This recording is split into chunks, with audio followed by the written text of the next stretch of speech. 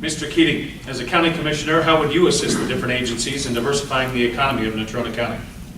Well, in Wyoming, we're commodity driven, and it's really the best thing that we could do to help diversify businesses in Wyoming is get the hell out of the way. You know, that we, private industry spends tens of millions of dollars every year to protect the sage grouse. And the conversation, when you have that conversation, the premise of the conversation needs to include the fact that we are good stewards. At the same time, you've got another agency, the Game and Fish, allows hunting in excess of 10,000 sage grouse every year. So it's not an honest conversation. What we need to do is we need to plan if we're going to have growth, and but that people moving in or people leaving our community really is dependent on the price of the commodities, the oil, gas, and the coal. So we need to plan where growth is going to happen, and we need to stop getting involved in choosing winners and losers in our community. I believe that there was a tax put in place, I think, to fund the Spanish-American War, and I think you still pay it when you pay your phone bill. I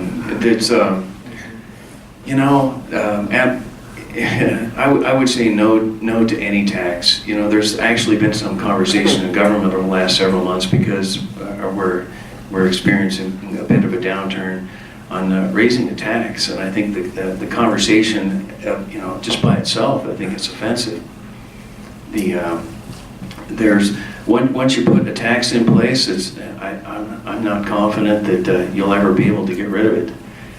There's, the system that we have is basically an ad valorem. It's basically an assessment, and if we can get a hold of federal government, if we can back off regulation, then we'll be experiencing a boom again with even coal and oil at a much lower price per barrel. Thank you, Bob. All right, I think we're going to finish up this final question. Start with Matt, head back this direction. Let's see, both of these had the library on it. Okay, so the people in Natrona County voted against the courthouse twice, but went ahead and we went ahead and built it. Now the people have voted against building a new library. Would you support getting this pushed through, even though it has been voted down? And we're going to take a quick 60 seconds across the board. Well, when Terry walked in the door, as a Democrat, to a constitutional group, that he was assured that there wasn't being a lynching. So I would like basically the same statement made before I give my answer. You know what? The courthouse has been a conversation.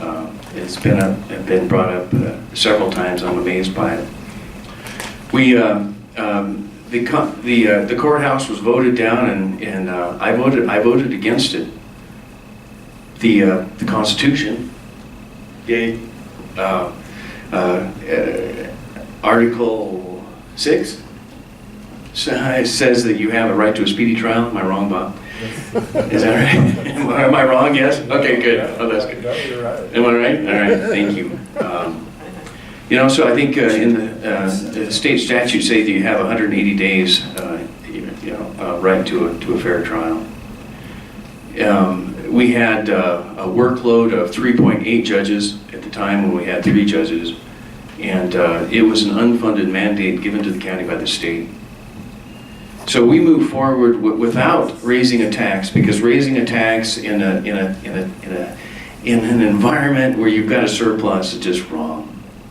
But we went to the State Loan Investment Board, and we funded the construction of the courthouse inside our budget, and because it was needed, and it actually improved downtown community.